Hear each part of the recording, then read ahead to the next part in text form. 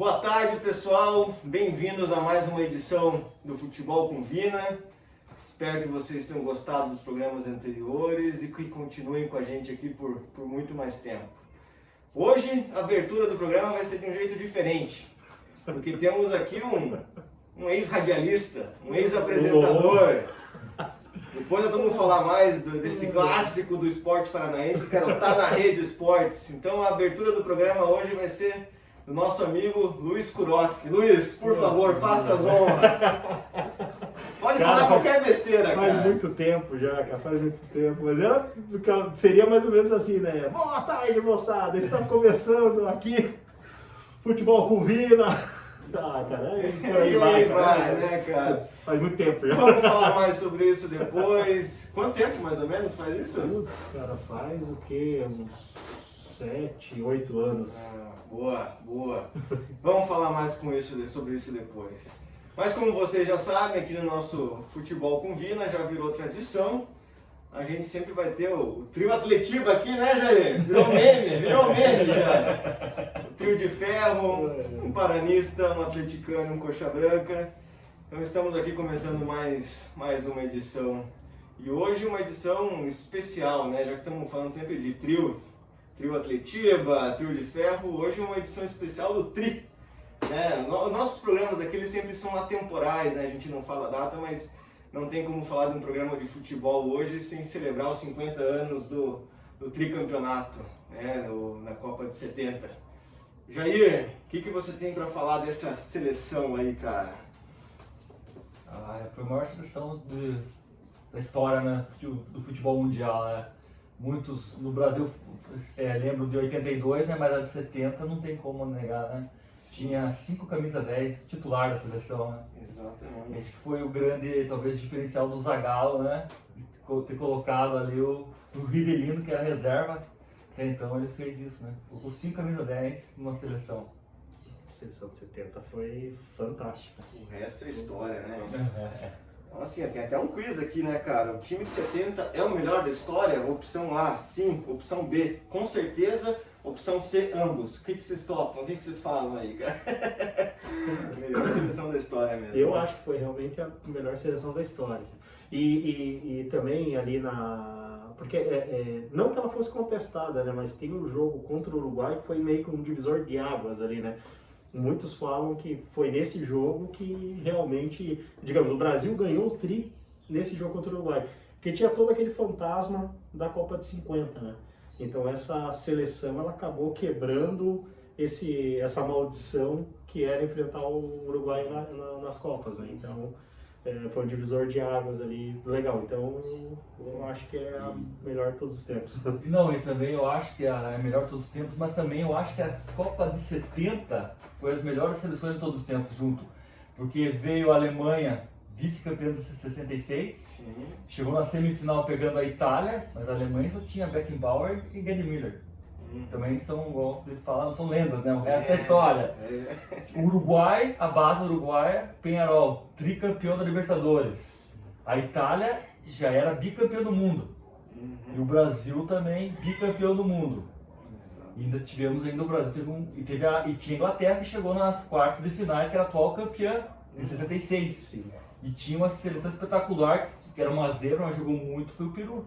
Então talvez ela foi a Copa do Mundo do maior nível técnico. Sim. E talvez, agora falando um pouquinho, talvez 94 foi o pior, né? Foi por tempo os pênaltis, né? Foi tão assim. É verdade. Mas eu acho que ela foi o maior nível técnico também. Uma bela análise. E acho que, só voltando um pouquinho que você falou do Brasil e Uruguai, acho que temos alguns lances que entraram para a história nesse jogo, né, cara? Sim. Ali você vê 2 não gols, né? Sim. Se fosse, talvez não teria feito tanto sucesso. Isso é verdade. Pra você ver o nível, cara, como uma Copa tão legal que nos proporcionou alguns lances que são reprisados até hoje, né, cara? E eu acho que aquela seleção de 70 ela teve um mérito diferente, né? Ela inaugurou um conceito de dinastia, né? Tipo, ninguém foi a primeira seleção tricampeã, foi a primeira seleção a se colocar em outro patamar, em outro pedestal, num campeonato com nível técnico alto, né? Então estava todo mundo ali numa busca e a seleção conseguiu ali em 4 Copas do Mundo, né? Ganhar 3 títulos mundiais, né, cara? Então, foi uma supremacia enorme que acho que foi coroada com esse título na década de 70, aí, né, cara? E o Kuroski, o que é o Pelé pra você no futebol? Ele é o líder, né? É verdade. Cara, Pelé é difícil dizer, né? É difícil. O cara muitos, inclusive, às vezes debatendo com amigos, você fala, pô, tipo, mas o Pelé hoje em dia não com a forma que se joga hoje, ele não teria toda aquela liberdade, mas cara, o Pelé era mágico. O Pelé, tipo, naquela época o que o Pelé fazia já era surreal. Então, Pelé é tudo. Exato. E existem umas coisas nos craques que... É bem isso, talvez hoje, se colocasse o Pelé em campo hoje, eu ainda acho que se fosse hoje o cara ainda ia destruir. Sim. Mas as verdadeiras lendas são aqueles jogadores que colocam o futebol ou o esporte em outro patamar, né? Eu acho que esse é o grande mérito do Pelé aí como craque, né? O futebol virou um esporte mundial e globalizado, começou o processo de globalização com o Pelé, né? É o cara que foi jogar nos Estados Unidos e transformou o esporte popular lá, é o cara que ia jogar na Europa e fazia os países parar. Sim. Então acho que aí que está a grande magia do Pelé, que se a gente for para outros esportes, a gente vai achar caras parecidos que de fato mudaram o status do esporte a partir do momento que o cara entra, né?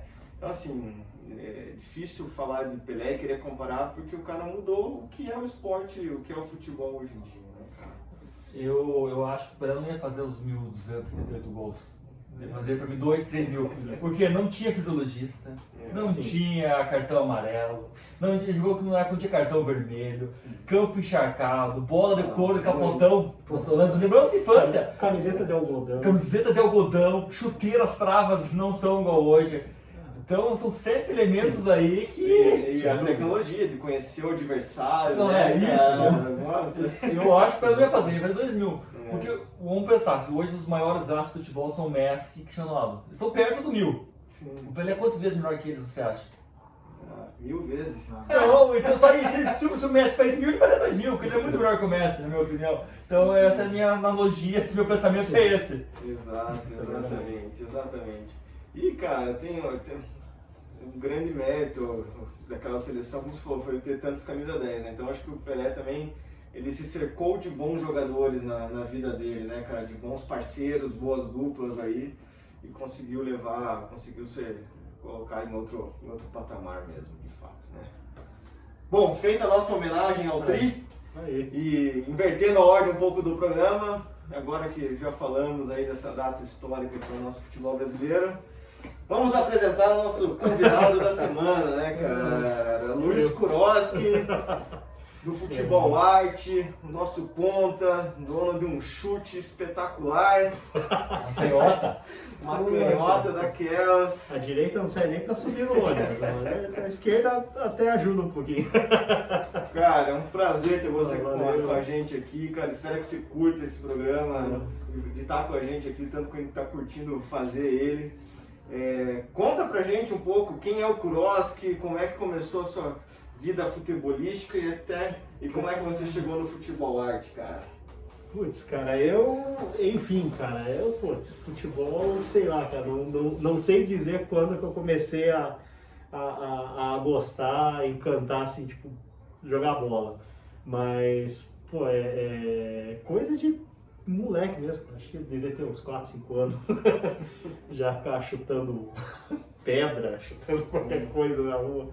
E, pô, então, e o Boqueirão ali, eu nasci e me criei no Boqueirão, né, cara? Então é um bairro que antigamente você não tinha muitos recursos como, quer dizer, hoje, né? Então, pô, tipo, a molecada, o que acontece? Tinha um terreno vazio, você ia lá, limpava o terreno, fazia 2 golzinhos e passava a tarde jogando bola.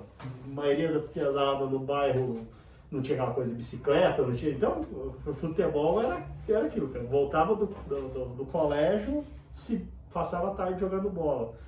E a entrada do Futebol Arte, pô, veio porque eu já ia começar. 1000 anos já? Desde o século passado. Desde o século passado. Então, pô, tipo, e são, de certa forma, assim, tipo, são idas e vindas, né, gente? Porque teve um primeiro grupo que a gente jogava, daí depois, tipo, pô, daí trabalho, outras coisas, você vai, sai, daqui a pouco volta, e agora estamos fixo no futebol arte aí. Então. E futebol pra você sempre foi um hobby ou já chegou a tentar treinar profissionalmente, escolinha? Já se aventurou por esse suburbano da vida? Cara, eu já tentei, cara. Eu comecei, eu joguei no Nacional, fiz um período no Nacional, joguei 2 Copa Tribuna. Copa Tribuna. Copa Tribuna. Grande Cúnico. Presidente. Cúnico. Esse é o clássico, acho que o Felipe não conhece, o Cúnico. Presidente do Nacional. É uma figuraça, cara. Então, joguei 2 Copa Tribuna, aí fui convidado para ir pro Paraná Clube.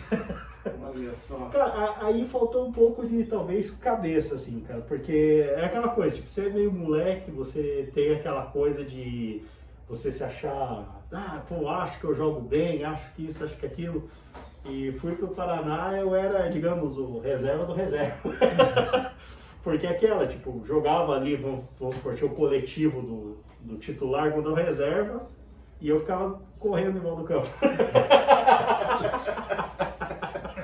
E foi, aquilo foi me deixando... Isso é o lado B do futebol legítimo, né, cara? Pô, mas também, cara, não tinha nem chance, porque na minha época ali, no Paraná, entre os titulares ali, pô, tipo, acho que muito da base do Penta, do Paraná Clube, tava ali, cara. Então ali, pô, eu lembro, tinha Bordon, tinha Ricardinho, cara, eu não me recordo do Ilan, mas eu acredito que tava no bolo ali. Que ano que você é? Cara, eu sou 7'9". É, o Ilan é 80. Provavelmente. Então tava no bolo aí, porque eu minto. Eu era acho que o primeiro ano de juniores. Eu era o primeiro ano de juniores e os que estavam ali já estavam quase saindo para profissional. Acho que por isso que deu a base. E o Ilan 80, que eles falaram, né? Então talvez a gente se encontrava ali, mais tcheco. Então, quer dizer, muito dessa piazada, assim. Então, daí depois disso eu fui pro Trieste. E aí no Trieste eu quebrei meu pé e daí eu vi que não dava mais. Então quer dizer que foi por pouco que você não levantou a taça de pentacampeão paranaense como capitão daquele time, hein? Você tá me dizendo? É isso. Ainda, Deus escreve certo por linhas tortas, né? Então deu... Você falou que você ficava, enquanto o pessoal ficava jogando coletivo, titular contra a reserva, você ficava correndo em volta do campo. Em volta do campo, cara. Jair, você tem uma história daquelas sobre correndo em volta do campo. Diz aí, cara. Então, com o saudoso Tele Santana, né, em São Paulo, perguntaram pra ele quem era aquele menino correndo em volta do campo ali. Ele deu igual o Cross, que não jogava, né? Mas correu em volta do campo. Não, ele falou: esse jogador é pra só estar amaciando o campo. É o Denilson. Ele falou: se pode você o Denilson, então, Cross. Quase. Pô, eu lembro que aconteceu alguma coisa, tipo, de repente alguém caía no campo ali, eu falava, pô, é minha vez, né, cara? Olhava pro professor e corre, filho, corre. Você olhava pro professor, o professor não olhava pra você. Agora minha pergunta pra vocês dois: quem foi a maior mentira do futebol? Eu acredito que o Denilson entra no top 5, né? Não é mentira? Ele pra mim foi uma das 5 maiores. Ainda por mais que foi o jogador mais caro vendido do Brasil, né? Pro Real Betis. Demorou pra bater esse né? Por muitos anos. Se não me falha a memória, foi o Neymar, né? Nem o Robinho foi um pedido com maior valor que ele. Mas o cara é carismático, né? É não. Isso. Ele consegue levar a turma junto com ele, né, cara? Mas acha que foi uma mentira ou não? O que você acha? Putz, cara, eu não. É que é difícil, cara, porque a fase dele do Betis ali, digamos, ele meio que fez o Betis mudar um pouco o patamar. Tipo, com o Bruno Henrique, outro patamar. Então, tipo, ficou. Eu acho um pouco disso, mas eu também acho ele meio. Foi meio um miguezinho, assim. E terminou a carreira, né? Na Vietnã, né? Jogou no Vietnã, pentacampeão, nunca foi titular, não foi o título do Real Betis lá da Copa do Rei, ele era reserva. Olha só. Galera, né? Então, eu acho, não sei, tem tua lista aí? No top 5 aí, dos Eu mentiras? preciso montar essa lista, cara. Eu acho que hoje eu tenho um jogador pra mim que é atual, que é super valorizado. Não dá pra dizer que é mentira ainda, acho que o tempo dirá. Mas eu não vejo tudo isso, por exemplo, no Vinícius Júnior da vida aí, cara, que tá no Real Madrid. Cara, Eu acho que ele... Mentira, eu acho que vai precisar de mais tempo aí. Mas eu acho ele muito mais superestimado. Muita mídia e médio futebol. Eu acho ele um bom jogador, só que eu vejo um grande problema nele. Porque o cara jogar no Real Madrid, ele não faz gol. Não faz gol. Ele cria, dribla, toca, lança, mas o gol, que é a essência do jogo, né? Não é que é igual o Parreira falou, né? Um detalhe, o gol não é um gol. O gol é o jogo, né? Ele peca muito, mas igual o Felipe falou, tem que esperar mais um pouco. Mas ainda eu não acho. Mas trazendo para as nossas terras paranaenses aqui do futebol com Vina, do futebol paranaense, qual que você acha que é o jogador mais supervalorizado da história, a maior, uma mentira aí das nossas terras paranaenses aí, cara? Eu acho que é recentemente do Paraná Clube, né? O Johnny Ele me enganou. Ele me enganou, o Paraná Clube me enganou, porque o Paraná Clube começou a me enganar ali que não mandaram ele pra Taça São Paulo, dos juniores, né? Antes que o cara, ele era muito bom e era perigoso ser vendido. Resguardaram o Piá, tranquilo. Daí falaram que ia ser profissional, demorou um pouco, daí veio o Micali e lançou o garoto, foi convocado, mas foi uma mentira, porque até para voltar pro Bragantino agora, foi jogar na Bélgica, um time que eu nunca ouvi falar na Bélgica. Do Coxa, do Coxa é até meio injusto que eu falar, porque o cara era muito bom no Coxa, mas saiu do Coxa, não foi nada, que é o Keirson, né, cara? O cara, ele foi superestimado, né? Mas no Coxa não foi mentira. No Coxa ele foi muito bem, cara. 40 gols na temporada? O cara foi o principal jogador do Coxa por 2 anos seguidos. Cara, eu já... Saiu do Coxa, cara... Eu vou até defender o Keirson aí, cara, que eu acho... Não, cara, eu acho que se ele tivesse ficado no Coxa, ele seria benéfico pros dois, cara, já que ele saiu muito cedo. Na boa, cara, porque eu acho que o Keirson ali, ele tem digamos, Coxa, Palmeiras. Então, quer dizer, não dá pra dizer, porque no Palmeiras ele também, de certa forma, foi bem, arrebentou. O problema dele foi a Europa, cara. A Europa, sei lá, virou a cabeça dele, fez alguma coisa... O problema dele foi ser vendido para o Barcelona. Sim. E nunca ter jogado no Barcelona. Daí virou um mito. Aí desandou. Com perdão da palavra, mito. Desculpa. Pois é. Isso não é um programa político, isso aqui é um programa de futebol paranaense. E até pra gente voltar um pouco pro futebol paranaense, vou resgatar um pouco da sua infância aí, cara. Futebol com Vina, você falou que jogou no Boqueirão. Seria o Boqueirão outro patrimônio curitibano, outra lenda curitibana, cara? Porque é um bairro... Cara, quem mora em Curitiba sabe da importância do Boqueirão, né? Cara, a gente na rua de casa, a gente brincava que a gente morava na República dos Estados Independentes do Boqueirão. Na verdade, Curitiba... Antes do Moro! Sim, justamente. E Curitiba é região metropolitana do Boqueirão. Olha. Então dá pra dizer sim, né, cara? Boqueirão é meu país. Uma entidade paranaense, uma entidade curitibana. Agora uma pergunta pro Grossi. Morando no Boqueirão, treinando no Paraná Clube, por que torcer pro Atlético? Porque, não sei se o Felipe sabe, o Boqueirão é a maior região torcedor do Paraná Clube. Tanto que tem uma briga aí pra nós revitalizar a Vila Olímpica. Porque a nossa torcida é daqui, é dessa região. A gente fala daqui nos nossos estúdios, aqui no bairro Uberaba, mas é próximo, né? Do Boqueirão. Então, por que vai torcer pro Atlético? Acredito que teus amigos, seria a nossa geração aí. Cara, olha, bicho, eu vou dizer... Quase torceu. Tanto que, na minha época de infância, se fosse pra escolher ali a influência dos amigos, amizades, na verdade, quando eu era criança, que eram Pinheiros ali, antes do surgimento do Paraná Clube, acho que a maior torcida era do Curitiba. Tipo, a maioria dos meus amigos eram torcedores do Coxa. Então, talvez eu fosse Coxa Branca. Meu padrinho era Coxa Branca, pra você ter uma ideia. Mas eu acho que aí acabou puxando mais a influência da minha mãe mesmo. Meu pai era torcedor do Colorado, mas meu pai não era assim, profundo apreciador de futebol. Mas a minha mãe era, então eu acho que o lado atleticano acabou puxando mais pro lado da minha mãe mesmo, que fez eu vestir a camisa rubro-negra e só se veste por amor. Eu gosto que no nosso programa é Futebol com Vina, tinha uma Vina famosa ali no Boqueirão, hein? A clássico. O Prensadão ali na Maestro Carlos Franco. Pensadão. Explica pro Felipe, para os telespectadores aí. Cara, o Pensadão ali era clássico, então, na frente do condomínio esqueci o nome do condomínio ali, cara. Europa? Conjunto Europa? Conjunto Europa, isso. E, pô, era clássico. Mas se bem que eu sou meio old school, cara. Eu curto a Iracema. O Jabá, hein, que é depois. Mas o Felipe não sabe, o Prensadão vinha, cara, de longe, Cara. só de longe, lá de Santa Felicidade, vim pro meu Prensadão ali. É que o conceito, porque começou, digamos, a Iracema ali sempre foi, digamos, agora tem prensado também, mas sempre foi aquele cachorro-quente tradicional, né? Mas o prensadão realmente foi meio que um divisor de águas, assim, tipo aquele prensado mesmo. E só pra gente reforçar, né, cara, que a gente tem aqui muitos telespectadores que não são de Curitiba, um cachorro quente tradicional é feito com vina, nada de Exato. salsicha, certo? Quem fala salsicha, cara, até é bem-vindo, obviamente, mas, cara, precisa aprender que vina é que é gostoso, É né? verdade. Você chega no aeroporto de São José dos Pinhais, primeira pergunta é, vina ou salsicha?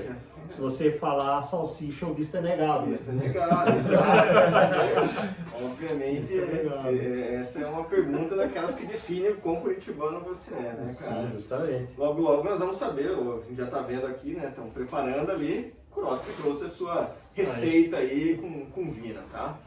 Bom, voltando a falar agora um pouco mais de seleção brasileira, de tri, pra você, Jair, o que a seleção brasileira lembra, cara? Me lembra Maracanã. Isso. E essa semana comemoramos aí, né, os 70 anos do Maraca. Já foi no Maracanã? Já visitou? Já esteve lá? Já visitei e fui no jogo em 2013, Brasil e Inglaterra. Reinauguração do novo Maracanã antes da Copa do Mundo. E fui com um amigo nosso do futebol arte, Fernando Suardi. Fernando Suardi.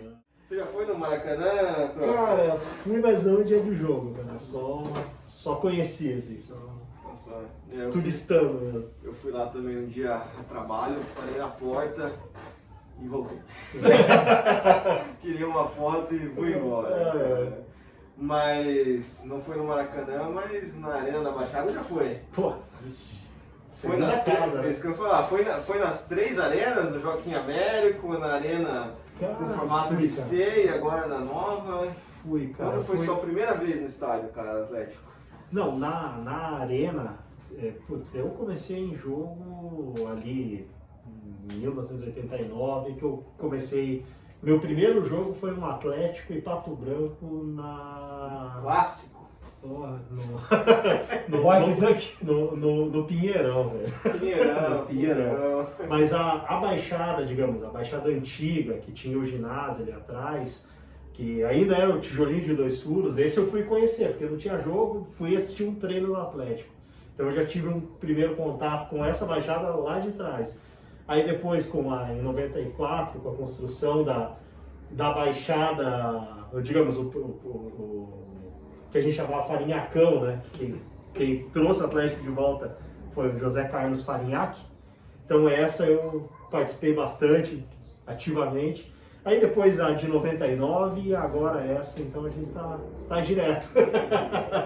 Atlético e Pato Branco. Você lembra quando foi esse jogo ou não? 4-0. Pato Branco? Porra, não.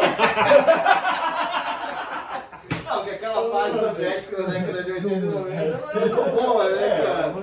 Se fosse hoje eu não ia nem perguntar isso, mas 89, vocês me dão o direito de perguntar isso. Não. Foi vitória rubro-negra, deu tudo certo. Qual que foi o melhor, assim, o melhor jogo que você mais se lembra, o que mais te marcou aí no estádio? Seja do Atlético, enfim, seja de outra. Cara, eu tenho. É difícil dizer porque digamos, principalmente até o momento que o Atlético está vivendo hoje. Se eu fosse, digamos, desconsiderando ali brasileiro, sul-americana, a Copa do Brasil, digamos, a fase recente do Atlético, para mim o Atletiba de 90, o Atletiba que a gente empatou com o Coritiba, o gol fantástico do Berg, abraço pro Berg, tamo junto. Então para mim aquele ali foi marcante, cara, porque foi meu primeiro título que eu vi o meu time ser campeão dentro de um estádio, e sem contar aquela coisa assim, tipo de você, porque antigamente a torcida do Atlético ficava onde hoje fica organizado no Coritiba, então era um espaço, digamos, um pouco maior que hoje em dia, mas ainda reduzido, então você vê um estádio inteiro em silêncio e do teu lado ali comemorando, para mim foi uma coisa meio marcante, assim, meio incrível. Então embora, quer dizer, tipo, é meio aquela coisa do hino do Atlético, né? Com as atleticanas estará sempre voltar para os feitos do presente e as glórias do passado. Então, para mim, assim, digamos, claro, lembro, adoro, fantástico, mas, cara, sempre quando quero lembrar de alguma coisa, eu lembro do gol do Berg, a gente comemorando e o título ali, para mim, é algo que não sai da cabeça, assim. Título raiz. Bem dessa. Então, para mim, foi Quando valia, esse né? O momento. futebol paranense valia, né? O campeonato paranense valia naquela época, né? Hoje em Sim. dia, infelizmente, caiu muito, né? Mas, claro, pô, tipo, Sul-Americana agora, principalmente, mais recente aí, pô, quase morri do coração do estádio. Mas você que é um atleticano coerente, Cross, eu acho. Você acha que Opa. o título da Sul-Americana foi zebra ou não? Não de camisa. Nos 180 minutos. O jogo em si, né? O jogo em si. Cara, nos 180 minutos, você vê que, quer dizer, o Atlético saiu na frente nas duas ocasiões, tanto em Barranquilla quanto aqui em Curitiba saiu na frente. Não teve aquela capacidade de digamos, segurar esse resultado. Mas se você for analisar na frieza dos números, pô, os caras perderam 2 pênaltis. Então, digamos assim, claro, Futebol é isso também, futebol né, é cara? isso, justamente. Futebol é isso também. Futebol é isso. Mas é meio isso. Eu acho que o que faltou para o Atlético ali foi só manter o resultado, mas eu acho que foi válido. Não, e a graça do futebol é essa, né? Pois é. Não é o melhor que ganha, né? Pois Isso é. que talvez é o sucesso desse esporte que seja isso, né? Não é sempre o melhor, né? E você acha, como atleticano coerente, como bem o Jair pontuou, você acha que essa fase do Atlético, essa boa fase do Atlético, ela veio para ficar ou é algo temporário, como sempre foi com os nossos clubes daqui, cara? O que você tem a dizer sobre isso?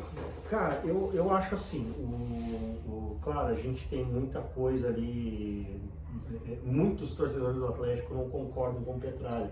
Acho que de certa forma até um pouco, acabo me incluindo um pouco nisso. Algumas ideias dele acabam afastando um pouco o torcedor raiz do novo Atlético. Mas só que também o cara ele tem uma cabeça assim uma visão gigantesca. Eu só espero, porque se você for para pensar, né, vamos pegar o Coritiba do Evangelino. Se fosse o Evangelino a vida inteira, será que o Coritiba não estaria no momento que não teria vivido o que o Atlético vive hoje, perdão. E o Paraná também, de certa forma, o Paraná teve grandes presidentes também. Teve alguns que começaram a colocar as coisas em ordem, só que também... Então, o meu medo hoje é o seguinte, como seria o Atlético pós-Petralha. Esse é o meu medo. O que eu penso no Atlético, assim, com o Petralha, ele pensa diferente, isso daí não dá pra negar, e uma tá certa, dá um bicudão certa gaveta. Mas igual ele falou, o grande exemplo da gestão dele é campeão, não dá pra falar. Só que nem é longa também, 25 anos isso. Foi 95. 95, né? Aquela virada lá. Sim. Então é bastante, ganhou os títulos, fez estádio, CT. Só que não podemos esquecer um exemplo recente do Vasco, né? A maior gestão campeã é o Eurico Miranda. Depois que saiu, nós estamos vendo que o Vasco está pagando. Talvez o Atlético, eu acho que seja menos, não seja tão desorganizado. O Atlético está mostrando o time organizado. Ele vende essa imagem hoje. É que hoje em dia, quer dizer, tipo, claro, tem um pouco com a ação da mídia, um pouco com a ação os clubes tentando ser mais transparentes possível, de uma maneira possível. Então você vê que o Atlético apresenta balanço, digamos, tá tudo ali à mostra. Essa fase do Vasco, do Eurico, era uma fase, digamos, fase vencedora, mas de certa forma meio obscura, meio escondida, meio... então acho que isso divide um pouco. Não sei se o Felipe concorda, mas eu vendo como paranense o Atlético, eu acho que também tem os pés no chão, mas falta investimento no futebol. Tá entrando dinheiro, você vê que tá entrando recurso e não é proporcional ao investimento. É o atual campeão da Copa do Brasil. Eu não trouxe um jogador de peso, que sai de casa, não sei se hoje tem um jogador do Atlético que você sai de casa para ver. Eu não sei, o Paraná chegou na década de 90 que mandava no futebol paranense, eu vou lá ver o João Antônio. puxando um pouco da década de 90, o Paraná Clube, mas o Paraná Clube mudou um pouco esse conceito nosso do futebol. Porque nós, antes, na década de 80, nós ia assistir, os times vinham aqui.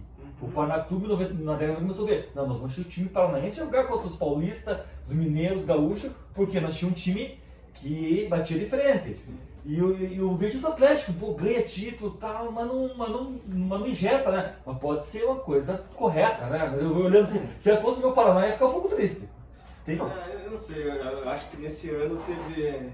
Não deu nem pra medir, né, cara? Mas não deu tempo, assim, não né? deu ainda. Quando imagino que o Atlético traria alguém de peso para um campeonato brasileiro, uma segunda fase de Libertadores. Sim. Só que o mundo Parou. desabou. Mas pegando o histórico talvez, do Atlético, histórico, não. Igual eu lembro o Coxa, ele foi para Libertadores, se não me engano, em 2003. Ele trouxe Isso, o Aristizábal. Depois ele trouxe, né, não deu muito certo, mas vamos falar, Marcelinho Paraíba, ele sempre foi de trazer uns caras de peso, né? Marcelinho Paraíba tem o mesmo carinho que eu tenho pelo Berg, né? né? Você como torcedor raiz, Cross, tem uma tatuagem do Atlético aí, Opa, não tem? tem uma aqui, né? Nós vamos ver depois aí na foto, né? Você tá vendo o vídeo aí, vamos colocar uma fotinha pra você ver também.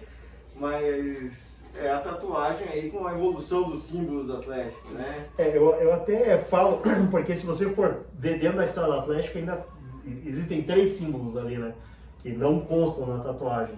Que é o do América, o do Internacional e o que é só o cap solto ali, né? Eu não fiz eles porque o que eu fiz? Eu quis retratar o meu momento dentro do Atlético. Sim. Digamos, no momento que eu virei torcedor, então, digamos, é a fase que eu vivi do Atlético. Falta agora o atual, né? Novo, Mas né? Aquele escudo design lá, né? tá no projeto ainda. Muito bom, muito bom. Agora vamos resgatar um pouco da história de Kuroski, né? A gente começou o programa com ele aqui falando da vida dele como apresentador esportivo. Como é que foi isso, cara? Em que ano que foi? Como é que foi essa experiência? Você era o apresentador do programa mesmo?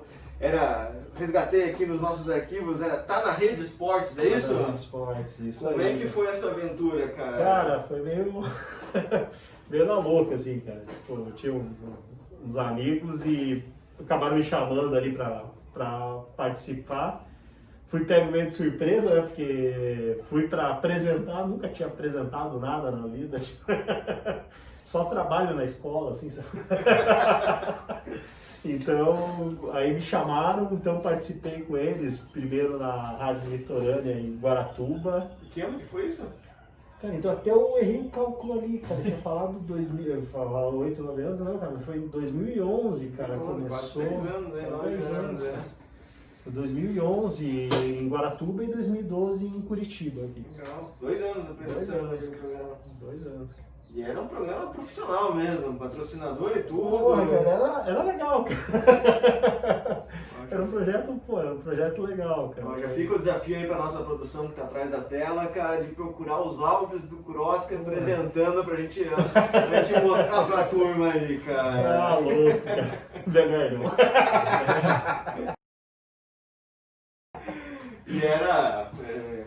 E era um programa que falava sobre futebol paranaense, Isso, né? Tinha o trio de ferro ali, cada um falando do seu, né, Sim, cara? Legal. Esse programa aqui, ele é uma tentativa da gente colocar o futebol paranaense em evidência. A gente não quer fazer um bate-bola, uma discussão, mas a ideia é sempre colocar o futebol paranaense em evidência, né? Naquela época houve uma proliferação, né? Cada rádio tinha o seu programa, cada TV tinha o seu programa. E infelizmente o formato saturou e isso fez com que as emissoras cortassem esses programas, né? Então a gente saiu de uma época que devia ter pelo menos 6, 7 programas falando para hoje só um conversando sobre isso, né? Então esse programa aqui é uma tentativa também de colocar o futebol paranaense à tona, seja Atlético, seja Curitiba, seja Paraná Clube. Na reta final do nosso Futebol com Vina, e hoje o Futebol com Vina e tricampeonato, né? Essa é a temática do programa hoje. Falamos muito aqui de seleção brasileira, de Pelé, um ídolo. Então vou perguntar pro nosso amigo Kuroski, qual que é o seu grande ídolo atleticano, Kuroski? Cara, talvez os mais antigos lembrem, cara. Mas pra mim, aquela coisa de brincar de quando era moleque, né, cara? Cada um fazia uma função ali, eu sou fulano, eu sou ciclano. Embora assim, eu não tivesse tamanha habilidade no gol, mas pra mim era Marola, cara.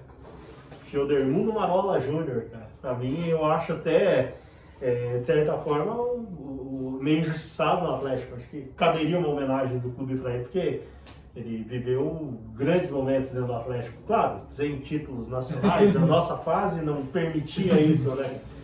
Mas se você parar para pensar que nós fomos campeões paranaenses no ano em que o Coritiba foi campeão brasileiro, e a gente, digamos, e naquela época o brasileiro era antes do paranaense, então, digamos, a gente carimbou a faixa de campeão brasileiro no Coritiba.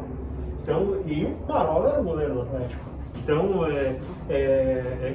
fases diferentes, mas ainda tem aquela coisa no coração com Marola.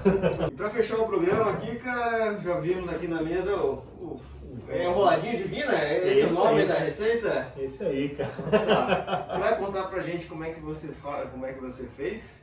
Cara. Mas calma aí, antes disso precisamos saber que trilha sonora você quer que embale essa receita, cara. Qual que é a música, o cantor, banda da sua vida? Pode ser no do Atlético, pode ser aqui, a gente não tem nenhuma distinção com relação ao gênero musical, cara. Cara, a música vai ser difícil, cara. Eu tava até pensando aqui.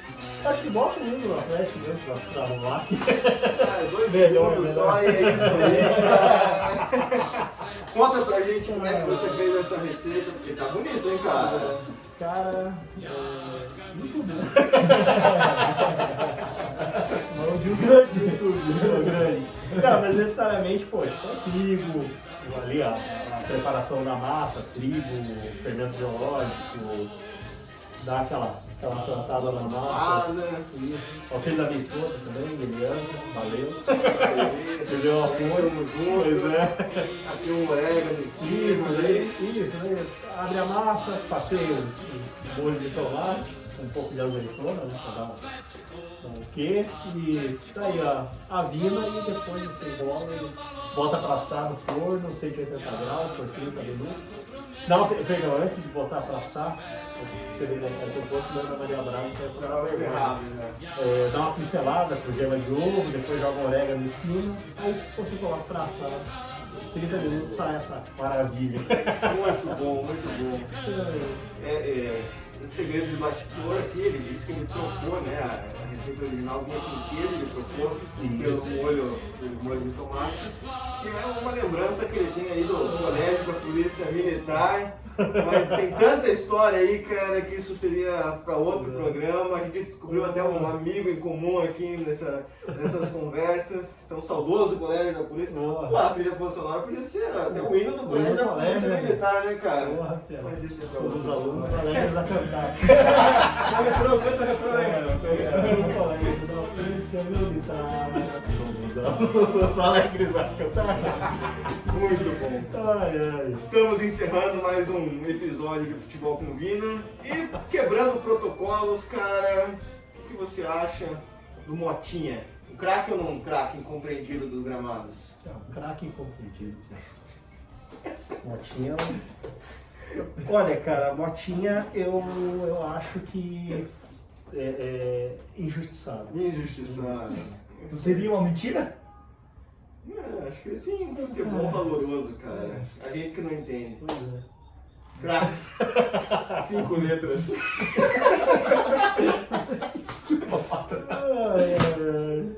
Estamos encerrando aqui mais um capítulo do nosso Futebol com Vina. Espero que tenham gostado. Continue nos acompanhando. Chame a galera para assistir com a gente. Vamos produzir esse programa juntos. Voltar a colocar o futebol paranaense em pauta, numa temática gostosa, divertida. Grossa, espero que você tenha gostado. Valeu, aí, cara, se divertido. Obrigado pelo convite. Valeu, obrigado mesmo, gente. Vamos junto. Até a próxima, pessoal. Valeu.